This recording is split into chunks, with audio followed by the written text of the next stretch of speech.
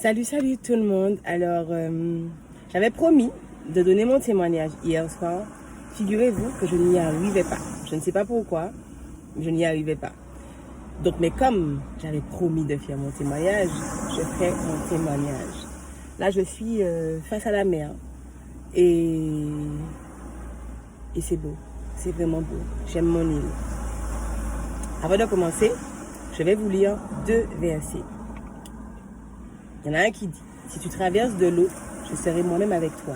Si tu traverses les fleuves, ils ne te submergeront pas. Si tu marches dans le feu, tu ne te brûleras pas et la flamme ne te fera pas de mal. Et l'autre qui dit, l'Éternel marchera lui-même devant toi. Il sera lui-même avec toi. Il ne te délaissera pas. Il ne t'abandonnera pas. N'aie pas peur et ne te laisse pas effrayer. Ces 2 versets, je vais les redire à la fin. C'est pour que vous puissiez comprendre. Pourquoi, quand vous connaîtrez mon témoignage, pourquoi aujourd'hui je me lève, pourquoi aujourd'hui je décide de vivre comme je vis et pourquoi aujourd'hui je décide de combattre l'ennemi. Parce qu'il y a un ennemi, véritablement. Comme je vous dis, on a beau vouloir le laisser tranquille, on a beau vouloir avoir peur, ne pas en parler, ou feindre qu'il existe, c'est pas un problème. Lui, il sait qu'on existe. Et comme il sait qu'on existe et qu'on lui laisse le champ libre, il agit. Dans ma vie, je lui interdis d'agir, mais pas en mon nom, au nom de Jésus. Alors, mon témoignage va commencer par... Alors, il y aura... je vais faire des parallèles, donc il faudra suivre, il faudra être attentif. Alors, à l'âge de 27 ans, je suis tombée enceinte et j'ai perdu mon bébé. Sauf que j'ai perdu mon bébé dans des circonstances assez particulières. Il n'y avait rien qui expliquait la perte de mon bébé parce qu'en fait, j'allais bien. Et du jour au lendemain, j'ai perdu cet enfant. Et chose plus incroyable encore, c'est que non seulement mon col s'est ouvert, mais le placenta s'est percé. Et la gynéco qui m'avait consultée à ce moment-là aux urgences ne comprenait pas non plus. Mais à ce moment-là, en fait, vu que le pronostic était déjà tombé, en fait, comprendre le pourquoi du comment ne m'intéressait pas. Ce qui m'intéressait, c'est de pouvoir supporter mon compagnon qui était très très mal par rapport à tout ça. C'est vrai que j'étais mal, mais le voir en fait mal me permettait pour une fois de me dire qu'il fallait que je sois forte. D'ailleurs, pendant l'accouchement, puisque j'ai accouché normalement, j'ai souffert énormément. J'ai souffert énormément parce que non seulement j'avais des contractions qui ont duré 23 heures, mais en plus, quand j'ai accouché, le col s'est refermé sur le placenta. Et le col ne se réouvrait pas en fait. Et donc j'ai souffert comme jamais. Au moment en fait où on a décidé de m'amener au bloc, j'ai entendu un médecin dire à voix basse, si on l'amène au bloc, on la perd. Et là, j'ai dit, Seigneur, aie pitié de moi. À partir du moment que j'ai prononcé ces mots-là, j'ai entendu le médecin dire, c'est bon, on a récupéré le placenta. Mais vraiment, je n'ai pas osé verser de larmes. Je crois qu'il y a une larme qui est sortie, mais j'ai pas osé pleurer parce que je savais que mon compagnon était mal. Et c'était un enfant que l'on désirait, même si au début ça avait été très particulier. C'est un enfant que l'on désirait. Et même si la relation était aussi très difficile. J'ai toujours voulu avoir un enfant de lui. Parce que je l'aime énormément. Chemin faisant, la relation était un peu vacillante. Et au fur et à mesure des années, la relation avec lui devenait particulièrement compliquée. Alors parce que je ne fournissais pas forcément les efforts qu'il fallait. Je me voyais en fait agir mal avec lui, alors que je disais tout le temps l'aimer et que je ne voulais pas en fait qu'il s'éloigne loin de ma vie. Mais comment vous dire, je sais pas, je ne saurais pas comment vous expliquer le comportement que j'avais. Mais en tout cas, je faisais foirer ma relation. À l'âge de 30 ans, à partir de mes 30 ans en tout cas, je pensais que ce que je vivais était catastrophique. Mais c'est à partir de mes 30 ans que la vie a commencé à être compliquée, douloureuse, vraiment.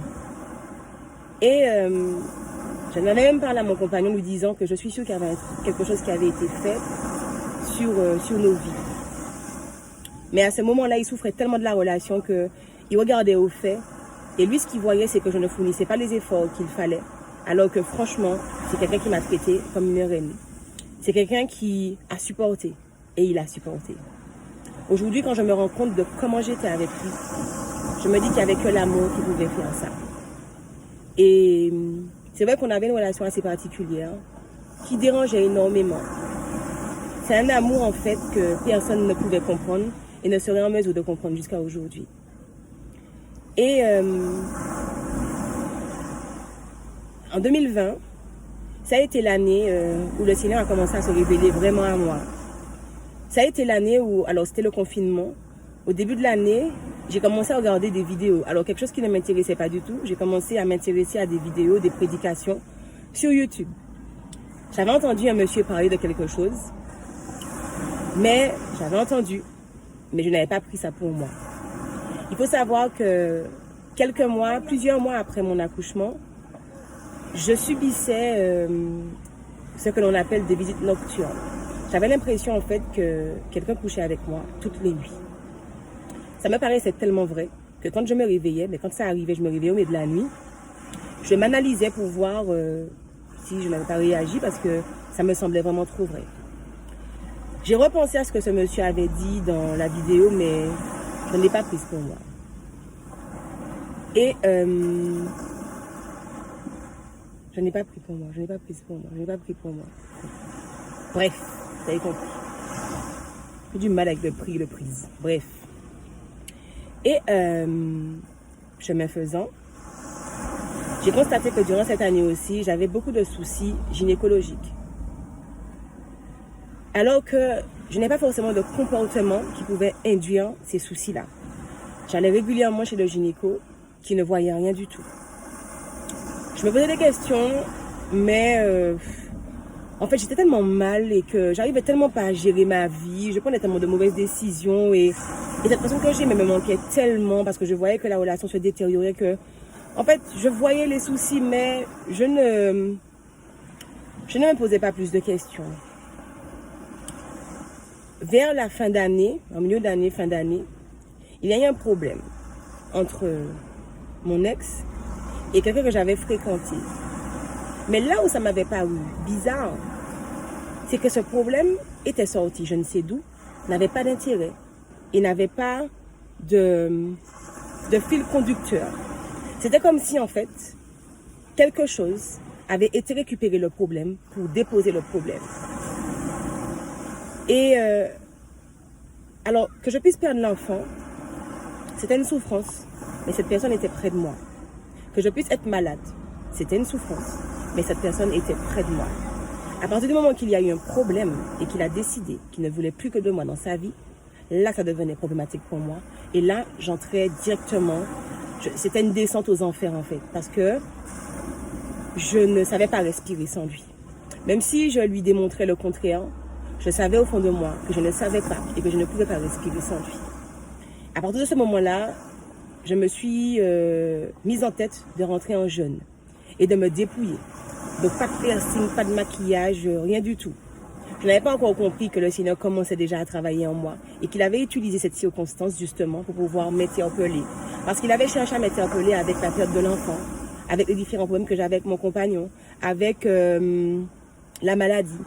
Mais il n'y a rien en fait qui me faisait regarder à Dieu. Tant qu'il était là avec moi, cela me suffisait. Parce qu'il était mon tout. Sauf que le Seigneur est un Dieu jaloux. Le Seigneur a utilisé cet amour pour me rappeler qu'il était là. Et j'ai commencé ce jeûne. Je m'étais fait piercer à cette période-là. Et je voulais à tout prix retirer ces piercings, mais je n'y arrivais pas. Il fallait en fait que je retourne là où je m'étais fait percer pour que l'on puisse dévisser parce que c'était l'anneau médical. J'ai essayé quand même de faire par moi-même. Je me faisais plus de mal qu'autre chose. Le lendemain, j'ai cherché à contacter le lieu où j'avais fait ce piercing. Rien à faire, je n'arrivais pas à joindre les gens. J'ai essayé au travail de retirer, rien à faire. Mais je priais Dieu pour lui dire, Seigneur, c'est vraiment pour moi, c'est ce qui fait entrer à ma prière. Et je sais qu'il y a quelque chose de pas normal et que je veux que tu me révèles. Donc il faut que ça sorte sur moi en fait. Le soir, quand je rentre chez moi, je me suis mise en tête le lendemain de débarquer directement là où on m'a fait le piercing pour qu'on puisse retirer les piercings. Quand je rentre chez moi, je me dis, bon, allez, je vais essayer une dernière fois. Juste, je pose la main. Juste, je pose la main. Les piercings étaient dévissés. J'ai rien fait. Quand j'ai vu ça, je suis pas bête. J'ai dit, ok, Seigneur, il y a vraiment quelque chose. Je veux savoir de quoi il s'agit. Et comme chaque année, je fais mes contrôles, j'avais appelé pour prendre un rendez-vous, il n'y avait pas de place. On me renvoyait à janvier-février 2021. Alors je me suis dit, écoute Vinciane, si là, les piercings se sont dévissés seuls, appelle, tu auras une place pour ton rendez-vous au mois de novembre. Chose dite, chose faite. J'appelle, bingo, une place se libère. Là, j'ai tout de suite compris que j'étais malade. Là, par contre, j'étais en mesure de réaliser tout ce qui s'était passé pendant l'année, tous les soucis que j'avais eus, et là, j'étais en mesure de dire avec assurance que j'étais malade. J'ai appelé mon ex pour lui dire ça. Alors, il était toujours ferme sur le fait qu'il ne voulait plus de moi dans sa vie, mais quand même, il acceptait que je puisse lui parler. Et c'est quelqu'un qui a toujours été présent pour moi quand ça ne va pas. Je l'ai appelé, je lui ai dit que je vais mourir, que je suis malade. Il m'a demandé qui m'avait dit ça. Je lui ai dit que je le sais. Il m'a dit que donc d'éviter de faire des diagnostics seul et de voir le médecin et de voir ce que l'on me dit. J'ai été chez le médecin, arrivé chez le gynécologue, elle me fait un examen qui habituellement ne me fait pas mal. Et là, me fait mal. Je lui dis que j'ai mal. Elle me dit que c'est pas normal. Je sais que c'est pas normal. Donc, elle me fait des examens pour moi comme d'habitude. Quand j'arrive au laboratoire qui se trouve en face du cabinet, je constate que je paye plus cher. Je pose la question et on me dit qu'il y a une biopsie qui a été faite. Une biopsie, je ne comprends pas. A-t-elle vu quelque chose et elle ne m'a rien dit? Pourquoi? Je retourne la voir, je lui demande pourquoi elle me fait cette biopsie. Elle me dit non, que c'est juste pour un contrôle. Sauf que je ne suis pas bête. Il y a des examens qu'on ne fait pas pour contrôler. Il y a des examens qui se font directement, et des examens qui se font, et des examens qui se font, qui en fait parce qu'on voit quelque chose. Et là, j'ai rappelé mon ex. Je lui ai dit, je suis malade, j'en suis sûre, on m'a fait faire une biopsie. Il m'a dit, quand bien même tu serais malade, Vinciane, tu étais malade avant ça et pourtant on avait trouvé une solution. Certainement, on trouvera une solution. Pour moi, c'était la mort. J'ai décidé de rentrer chez moi. Quelques temps plus tard, on m'appelle, frottis anormal. Alors là, j'ai fondu en larmes. J'ai rappelé mon ex, lui disant que là, j'en suis sûre que je vais mourir et ceci et cela. Lui encore a essayé de m'encourager et me dire, il m'a encouragé à ne pas plonger dans des choses en fait injustifiées parce que j'avais pas de réponse claire. Quand je retourne voir le médecin, impossible de me dire ce que j'ai. Elle sait qu'il y a quelque chose, mais elle ne sait pas de quoi il s'agit. Donc impossible de me dire quel stade, s'il y a opération, s'il y a chimio ou s'il n'y a rien à faire. Impossible de me dire. Mais moi, dans mon fond intérieur, je sais que je vais mourir. Finalement, je pars sur la métropole. Et c'est là que je vous disais que j'avais vraiment envie de me suicider. Parce que pour moi, déjà, c'était annonciateur d'une mauvaise nouvelle. Donc, j'avais pas envie de rester là encore. Donc, j'essayais de trouver un moyen de pouvoir en finir. Donc, ça a été particulier, comme je vous l'avais dit dans mon témoignage. Je retourne en Martinique, il y a ma mère qui me parle de ces personnes pour la prière. Et j'entends une petite voix qui me dit, c'est eux. Je continue à écouter ma mère. Je me dis, je comprends pas. J'entends une voix qui me dit, c'est eux. Et je me rappelle de la prière que j'avais faite où j'avais dit au Seigneur, c'est soit en fait il fait quelque chose, soit je me tue véritablement. Parce qu'à ce moment-là, ma vie n'avait pas de sens. Celui que j'aimais n'était pas près de moi. Pour moi, j'étais persuadée que j'avais une maladie. Je ne vois pas l'intérêt. Et d'ailleurs, je demande pardon au Seigneur parce que c'était un raisonnement qui n'était pas correct. Donc, je dis à ma maman, est-ce que tu peux les contacter afin qu'ils puissent prier pour moi?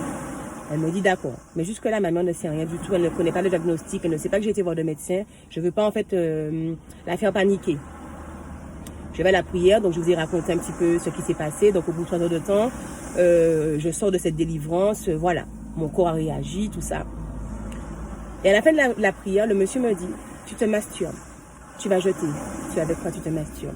J'étais très gênée parce que c'était vrai. Et il ne m'a pas posé de question. Il m'a juste dit ça. Et ce qui était encore plus bizarre, c'est qu'avant la prière, 2 jours avant la prière, le Seigneur m'a révélé qu'est-ce qui se manifestait toutes les nuits. Et il m'a révélé également que j'étais malade. Et d'ailleurs, c'est ce qui a permis que je puisse accepter la prière parce que quand je suis arrivée, qu'il a commencé à prier pour moi, il m'a confirmé ce que Dieu m'avait dit et que je n'avais dit à personne.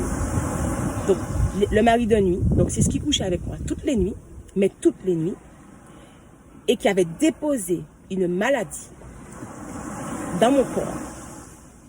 Et je lui ai dit que je savais aussi pour la maladie que Dieu me l'avait révélée. Mais on a prié. Quand on prie, on ne va pas pour prier, pour se dire, est-ce que ça va bien se passer? Moi, j'ai été avec ma foi. Et j'ai dit, Seigneur, je suis guérie au nom de Jésus et qu'il n'y a pas d'autre issue en fait. Sauf que, quelques temps plus tard, je me suis sentie à nouveau mal. Je sentais en fait que j'étais visitée de nouveau. Mais en fait, la chose ne couchait plus avec moi, mais cherchait à coucher avec moi. Et je refusais, parce que comme j'avais fait ma délivrance, je disais dans mon rêve, parce que la personne venait en étant mon ex. Et c'est quelqu'un à qui je n'aurais pas dit non. Donc je lui disais, je préfère qu'on attende le mariage, puisque je viens de me faire délivrer. Donc la relation n'avait pas lieu. Je me réveillais, je sentais qu'il y avait une présence.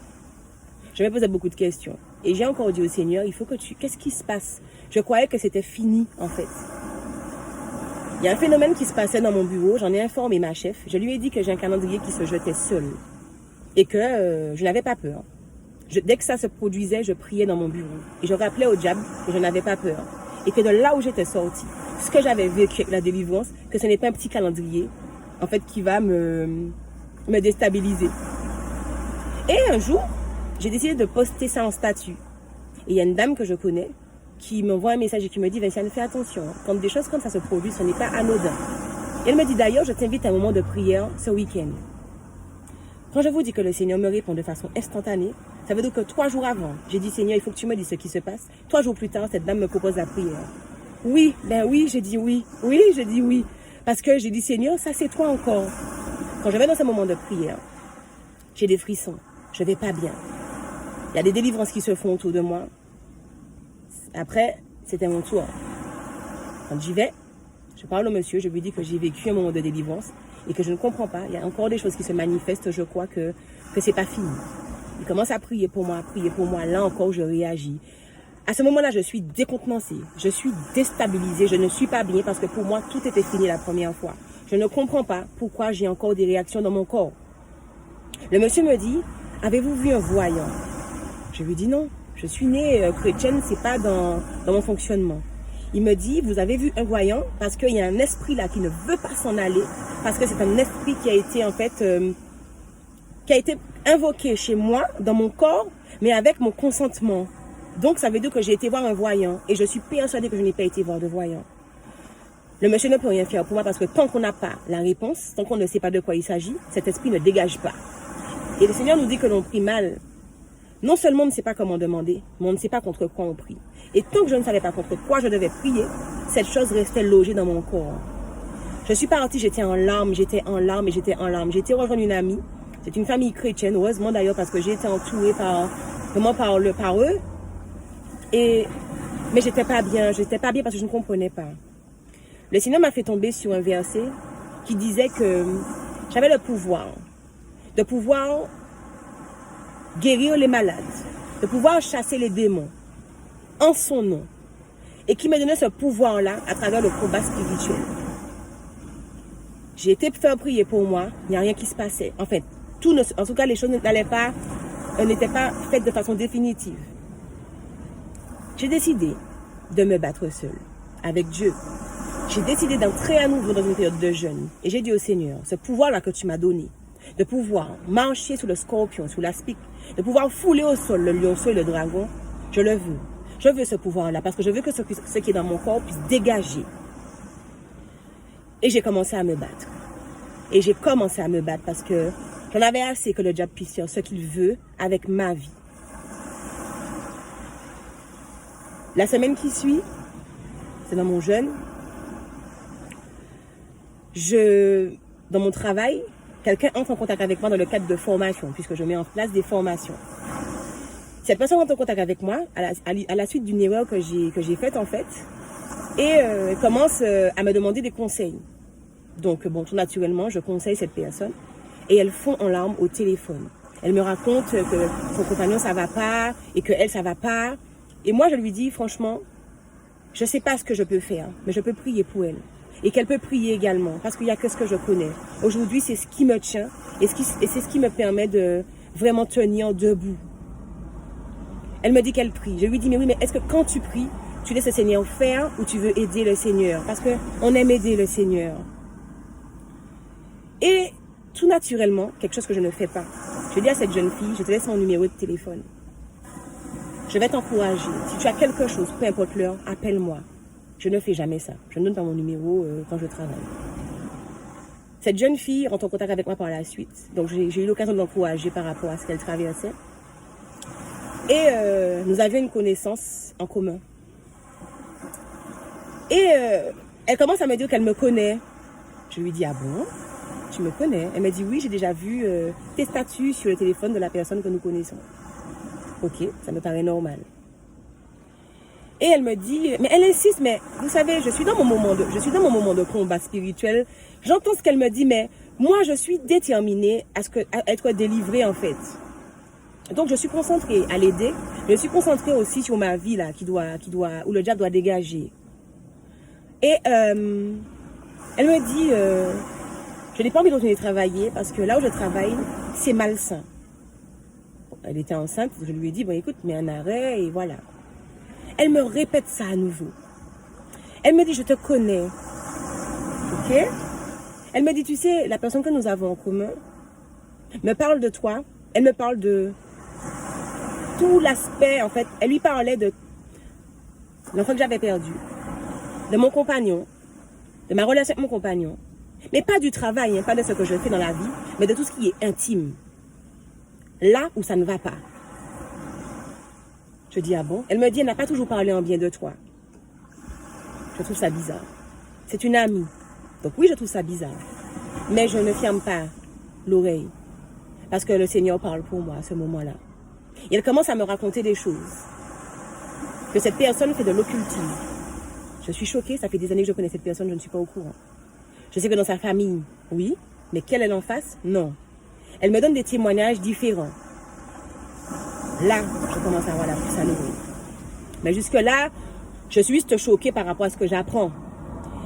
Et de façon inhabituelle, je vais raconter à ma mère ça. Maman, sais-tu qu'un tel pratique de l'occultisme? Et pendant que je parle à ma mère, je vois mon accouchement. Non, je ne vois pas encore mon accouchement. Je vois une fête.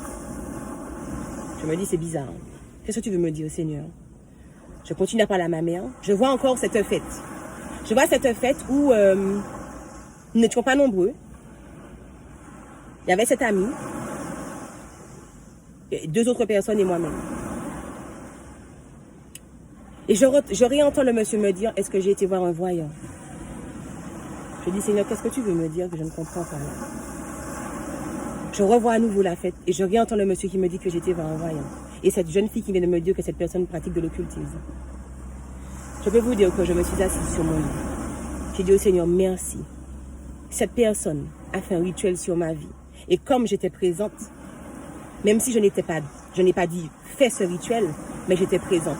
J'ai participé à ce rituel. Et le Seigneur m'a fait découvrir qu'un rituel avait été fait sur ma vie. J'ai eu de la peine pour cette fille. J'ai dit, Seigneur, elle ne sait même pas ce qu'elle a fait. J'ai eu de la peine pour cette fille parce qu'elle ne sait pas qui c'est qu'elle avait attaqué. Elle avait attaqué une enfant de Dieu.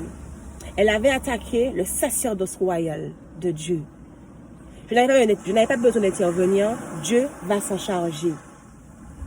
Je suis juste entrée doublement en prière. Et là, je savais pourquoi je priais. Et j'ai ordonné à cet esprit-là de dégager. Il n'y avait plus rien pour cet esprit-là. Parce que désormais, je l'avais démasqué et je savais de quoi il s'agissait.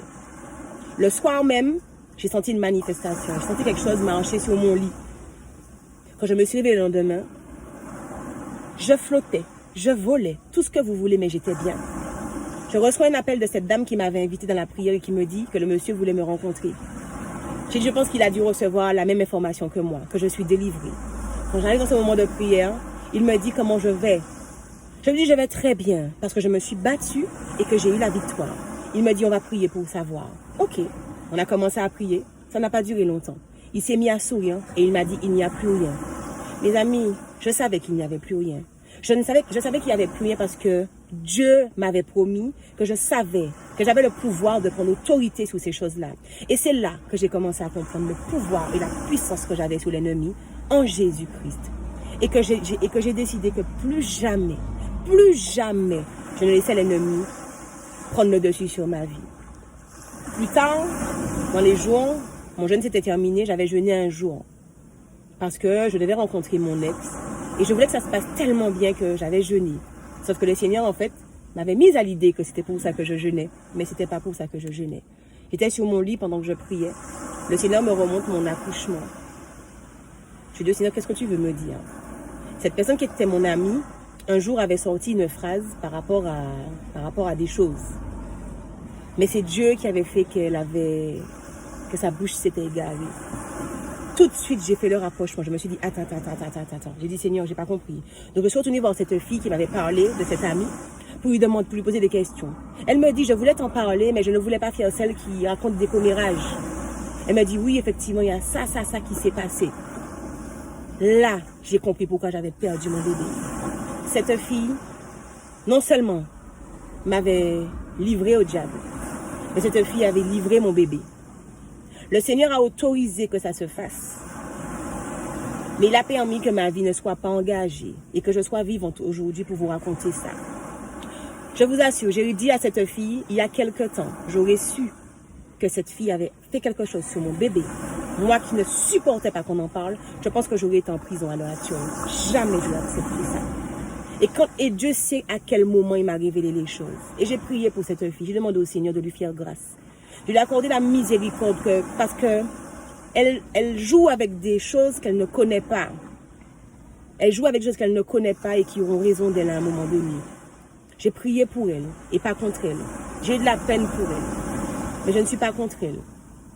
Je suis en mesure de lui pardonner. Je lui ai pardonné. Parce que toute chose concourt à mon bien parce que j'aime Dieu. Et qu'il n'y a pas de fatalité dans ma vie. J'ai compris également que tout ce qui s'était passé par rapport à mon ex n'était pas un hasard. Il fallait que je m'en éloigne parce qu'il était devenu mon Dieu. Même si quand je dis ça, les gens vont trouver ça bizarre parce que je me disputais tout le temps avec lui. Mais il fallait que ce soit comme ça. Il fallait que cette relation-là, que l'on puisse s'aimer énormément pour l'objectif, pour le plan du Seigneur, pour notre vie, mais qu'on puisse se détacher à un moment donné. L'année 2021 a été une année forte, enrichissante pour moi. J'ai appris à devenir ce que je suis. Oui, je l'aime. Et je n'arrêterai jamais de l'aimer. Et c'est comme ça. Peu importe ce que les gens voient ou ce que les gens disent, peu importe ce que les gens racontent, peu importe la façon dont les gens veulent me discréditer ou le discréditer à mes yeux, je l'aime. Et j'assume cet amour-là concrètement. Par contre, j'ai rappelé à l'ennemi que tout ce qu'il m'a volé, il va devoir me le rendre au centuple. Et l'Éternel est avec moi parce qu'il m'a dit qu'il n'est pas bon que je sois seule et qu'il m'a prévu une aide semblable à moi. Et il m'a déjà dit quelle est cette aide. Je ne suis pas pressée. J'ai encore des choses à faire pour le Seigneur et je ferai les choses pour le Seigneur. Je vais relire ces versets pour vous. Si tu traverses de l'eau, je serai moi-même avec toi. Si tu traverses les fleuves, ils ne te submergeront pas. Si tu marches dans le feu, tu ne te brûleras pas et la flamme ne te fera pas de mal. L'Éternel marchera lui-même devant toi. Il sera lui-même avec toi. Il ne te délaissera pas. Il ne t'abandonnera pas. N'aie pas peur et ne te laisse pas effrayer. Quand je lis ça, oui, j'étais dans le feu. Oui, j'étais dans l'eau. Oui, j'étais dans le fleuve. Mais à aucun moment le fleuve ne m'a submergé. À aucun moment le feu ne m'a brûlé. Et oui, le Seigneur était avec moi et il est toujours avec moi. Aujourd'hui, je me lève avec ce que je suis. Et avec la détermination d'être ce que Dieu veut que je sois. Aujourd'hui, je me lève pour encourager des femmes à se lever. Je me lève et je leur dis, si vous traversez des choses particulièrement bizarres, ne craignez pas, Dieu est avec vous. Et il vous dit que le feu ne vous brûlera pas. Par contre, il y a un combat à mener. Le combat, il se mène. Vous pouvez vous faire aider. Mais vous pouvez aussi choisir de changer de direction et de commencer à suivre le Seigneur et d'entrer dans sa destinée pour vous et de combattre. L'ennemi a peur de vous. Tant que vous êtes là et que vous ne laissez pas Dieu agir, il n'a pas peur.